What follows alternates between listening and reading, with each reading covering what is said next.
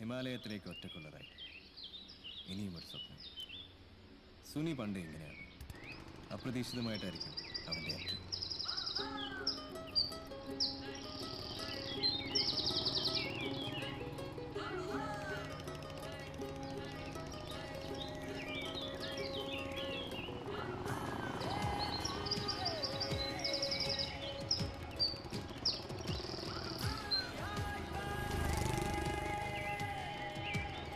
ഏടാ, നമുക്കൊരു റൈഡ് പോയാലോ? എവിടെ? അച്ഛൻ നീ ഒന്നും മിണ്ടായിരിക്കൂ. ഇവിടെ അയച്ച മെസ്സേജിന് റിപ്ലൈ ഇട്ടില്ല. അപ്പോഴവൻ്റെ ഒരു റൈഡ്. എടാ അതല്ലടാ ഉണ്ണി, ഈ ബ്ലഡ് ഡൊണേഷൻ നാട്ടി കുറേ ആൾ പോയില്ലേ, അതുപോലെ നമുക്കൊന്ന് പോയാലോ? അല്ലേടാ ജിത്തു? പിന്നെ അത് കൊള്ളാം. വേണമെങ്കിൽ വേറെ എനിക്ക് സേവ് ജിനസ് മെസ്സേജും വെക്കാം. സംഗതി കൊള്ളാം. പക്ഷെ എവിടെ പോകും?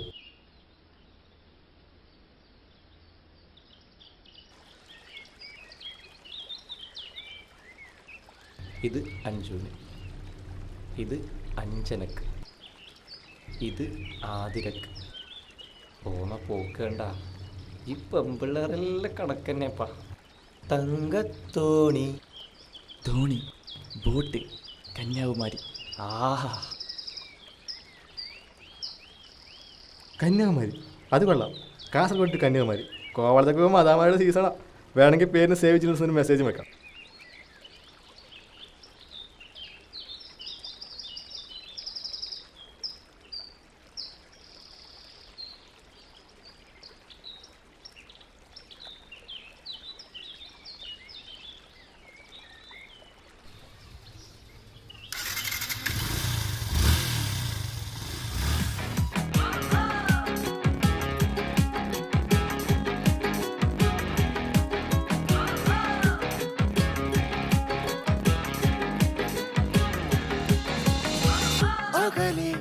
അണയാദീപം സിരയിൽ പടരും ദാഹം പൊഴിയും കനവിൻ മേഘം വിങ്ങിപ്പൊങ്ങും വിണ്ണി ചഷകം കൈത്തുമ്പിൽ കത്തട രോഗം.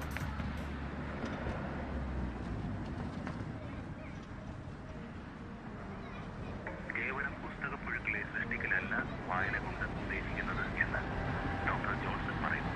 തീർച്ചയായും വായിച്ച കാര്യങ്ങൾ മനനം ചെയ്യാനും അതിനെക്കുറിച്ച് ചിന്തിക്കാനും വിലയിരുത്താനും കഴിയുന്ന നല്ല വായനക്കാരെയാണ് ആവശ്യം. പുസ്തകം എന്നാൽ ഉറ്റ ചങ്ങാതിയെ പോലെയാണ് എന്ന് ടാഗോർ പറഞ്ഞത് ഈ അവസരത്തിൽ ചിന്തിക്കേണ്ട കാര്യമാണ്. നല്ലൊരു സുഹൃത്ത് തന്റെ ഹൃദയത്തോട് ചേർന്ന് നിൽക്കുന്നവനാകണം. ടാഗോറിന്റെ കൃതികളിൽ ആ ആഭിമുഖ്യം ഉടനീളം വായനയെ സ്നേഹിക്കുന്നവർക്ക് മനസ്സിലാകും. ഗീതാഞ്ജലി പോലെ അനന്യസുന്ദര കാവ്യത്തിലുള്ള ആ ഇഴയെടുപ്പമാണ് ടാഗോർ വെളിവാക്കുന്നത്. അതായത് ദേശകാല വ്യത്യാസമെന്നേ പുസ്തകങ്ങൾ നൽകുന്ന സന്ദേശം ഒന്നു തന്നെ.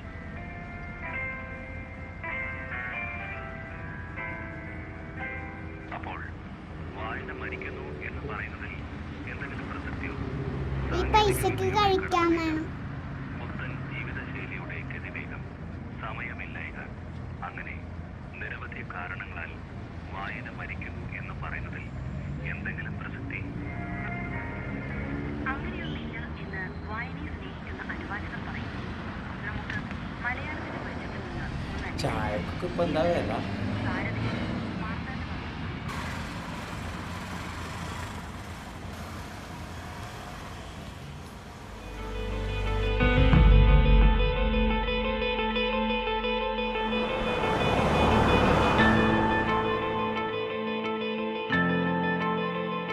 ഏയ് വണ്ടി തിരിക്കടാ.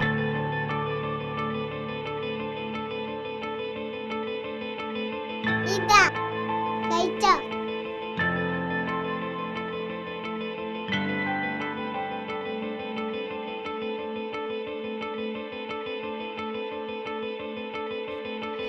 കഴിച്ചോ കഴിച്ചോ?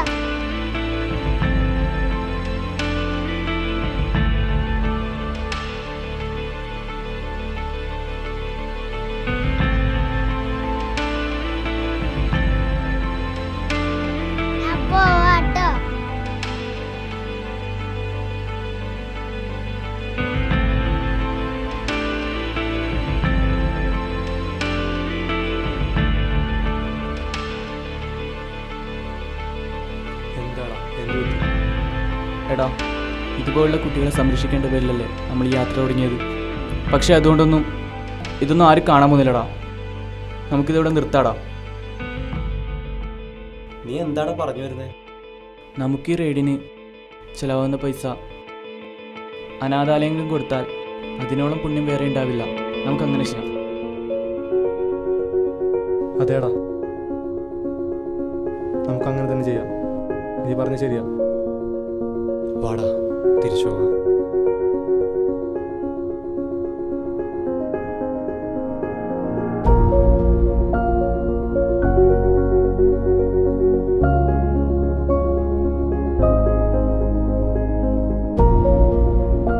വിശപ്പ് അനുവാദമില്ലാതെ കയറി വരുന്നവൻ, ഏത് സമ്പന്നനെയും ദരിദ്രനെയും അലട്ടുന്ന ഒരേ ഒരു വേദന. വിശക്കുന്ന നേരത്ത് കിട്ടുന്ന പച്ചവെള്ളത്തിന് പോലും മധുരമാണ്. നമ്മൾ എന്ത് ചെയ്തു എന്നതിലല്ല, എന്തൊക്കെ ചെയ്യാൻ പറ്റും എന്നതിലാണ് കാര്യം. ഇത് ഞങ്ങൾക്ക് വേണ്ടിയല്ല, ഞങ്ങളുടെ പിന്നിലെ കുരുന്ന് കണ്ണുകൾക്ക് വേണ്ടിയാണ്. ആരോരുമില്ലാത്ത കുരുന്നുകൾക്ക് വേണ്ടി.